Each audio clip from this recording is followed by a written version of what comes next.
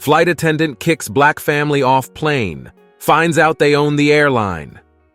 The soft chime of the boarding call echoed through Gate 32. Passengers lined up, clinging to carry-ons and clutching boarding passes. The flight to New York was fully booked, and nerves buzzed in the air. Among the travelers stood the Bennett family: Henry, his wife Angela, their teenage daughter, Jasmine and Owen, the last born. Flight attendant Lisa Hartman kept a hawk-like watch over the boarding process. Her reputation for strict professionalism was well known among her colleagues at Skystream Airlines.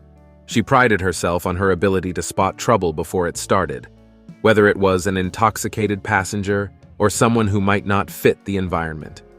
But before we dive into what happens next, I'd love to know, where are you tuning in from today? Drop a comment below. As she scanned the crowd, her eyes narrowed at the Bennetts. Something about them made her uneasy. Maybe it was how they moved through the line, poised yet reserved, their quiet dignity almost defiant. Her thoughts raced with assumptions. Asterisk, asterisk. Better safe than sorry. Asterisk, asterisk. Once aboard, Lisa made her rounds, checking seatbelts and cabin bags. She paused beside the Bennetts, who had settled into their first-class seats. "Excuse me," she said, forcing a tight smile. "Can I see your boarding passes?" Henry glanced at Angela, puzzled but obliging. "Of course," he replied, handing them over. Lisa examined them, her eyes flicking back to the family. Something felt off, though she couldn't put her finger on it.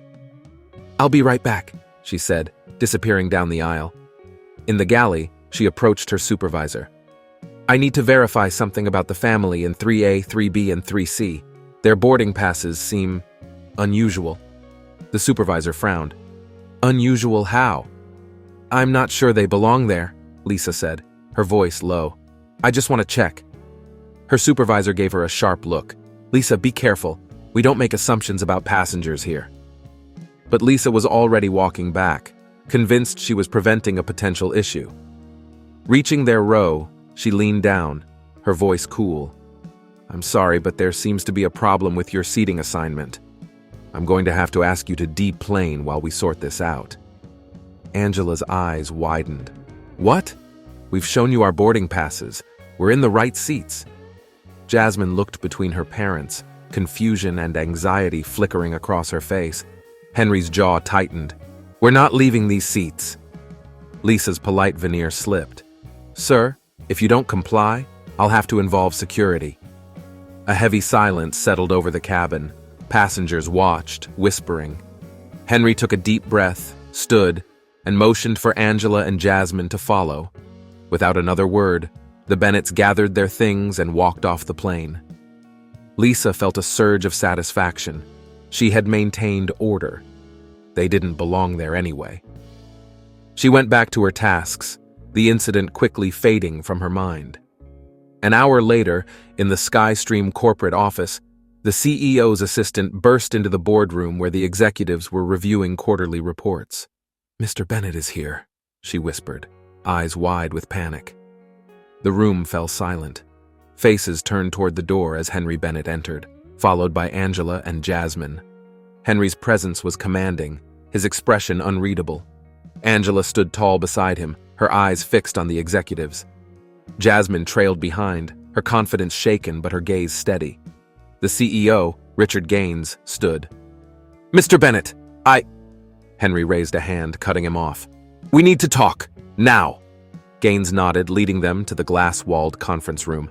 The door closed and silence enveloped the corridor. Staff members outside watched in hushed awe.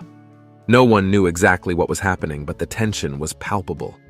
Inside the room, Henry's voice was calm, but there was a razor-sharp edge beneath it. "My family was removed from our flight by one of your attendants." Gaines paled. There must have been a misunderstanding." Angela spoke up, her voice steady. "We were targeted, profiled, humiliated, on an airline we've invested in for years, that we own." The words hung in the air like a thunderclap. Jasmine, finally finding her voice, added, "She didn't even give us a reason, just assumed we didn't belong." Gaines's face drained of color. This is unacceptable. I'll handle it personally. Back on the plane, Lisa was preparing for landing when her phone buzzed with an urgent message. Her heart skipped as she read the words, "Report to the corporate office immediately after this flight." Urgent. A knot of dread twisted in her stomach. She tried to push it aside, but the unease grew with each passing minute. By the next morning, the story had spread through the company like wildfire. Lisa stood outside the CEO's office, hands trembling. When the door opened, she found herself face to face with Henry and Angela Bennett. Henry's eyes locked onto hers. "Recognize us now?" Lisa's mouth went dry. I didn't know." "That's the problem," Angela said softly. "You saw what you wanted to see." The door closed behind them, leaving Lisa standing alone, the weight of her actions crashing down. The silence in the corridor stretched, heavy with unspoken words. Lisa's mind raced, replaying every moment from the plane. Her instincts, once so trusted, now seemed treacherous. She had prided herself on her discernment, her ability to uphold order. But standing here under the cold scrutiny of the Bennetts, she realized the flaw in her logic. She had seen what she wanted to see, not what was there. Henry's gaze didn't waver.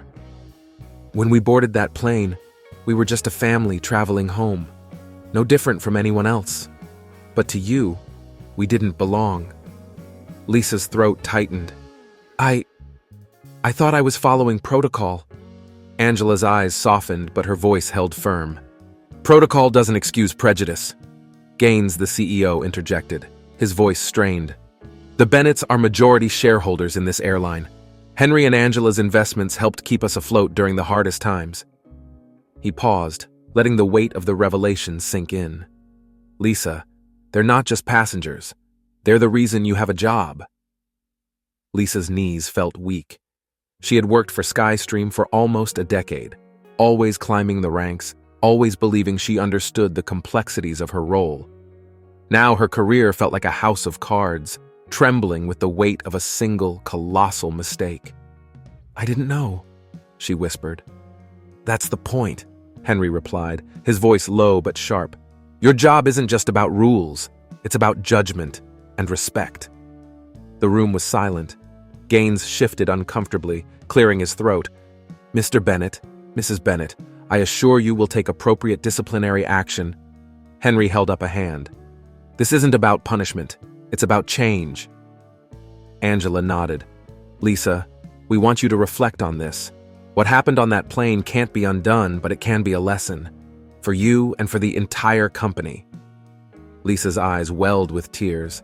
I'm so sorry. I didn't realize how my actions..." She trailed off, the words failing her. Angela's expression softened. "Acknowledging it is the first step, but you'll need to do more than apologize." Henry crossed his arms. "We're implementing new training programs, comprehensive cultural sensitivity training, mandatory for all staff. You'll lead it." Lisa's eyes widened. "Me?"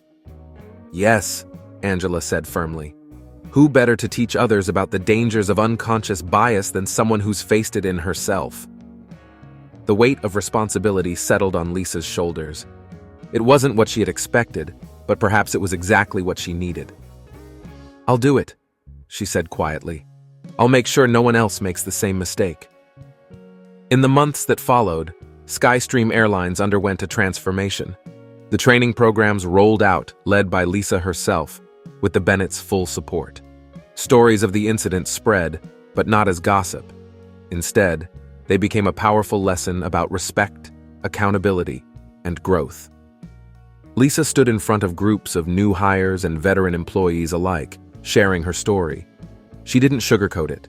She spoke about the assumptions she'd made, the humiliation she'd caused, and the painful lessons she had learned. Each time, she ended with a simple message. True professionalism isn't just following the rules, it's seeing people for who they are, not who you expect them to be. Months later, on a flight to New York, the Bennetts boarded another Skystream plane. Lisa was there, now a senior trainer overseeing new flight attendants.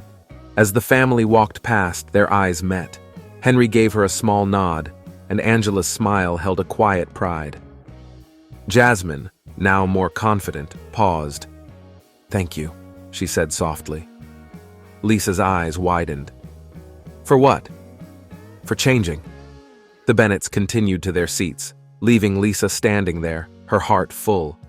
She had lost her way once, but she had found it again, not through rules or protocols, but through understanding. Leave a comment if you enjoyed this story. It doesn't cost you anything, and you'll make me very happy.